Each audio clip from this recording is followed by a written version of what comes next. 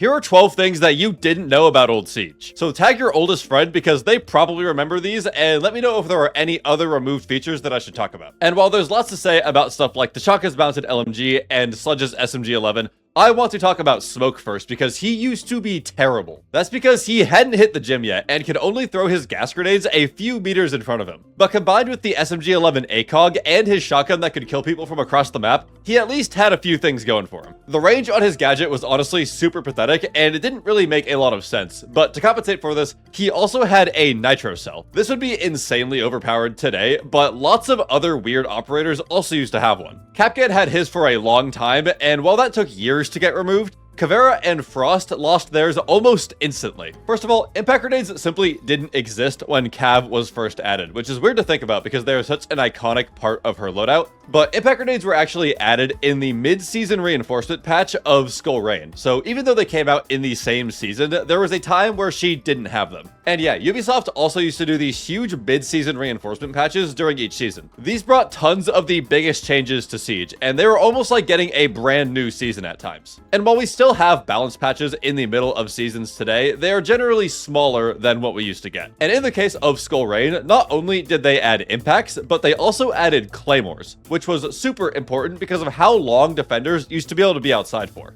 When the game first came out, it took defenders 5 whole seconds to get detected. This was quickly changed to 2, but that was still crazy long. But fortunately, defenders used to get this red filter over their screen when they ran out, making it a bit harder to actually see the attackers, especially considering all the weird lighting choices at the time. And without claymores and Nomad and Gridlock being in the game, these runouts were an even bigger issue. But the other reason that Cav and Frost lost their nitro cells is because they had the best guns in the game during the Sniper 90 meta. But that's a story for another day, so if you're interested in Siege history, then follow for more videos just like this.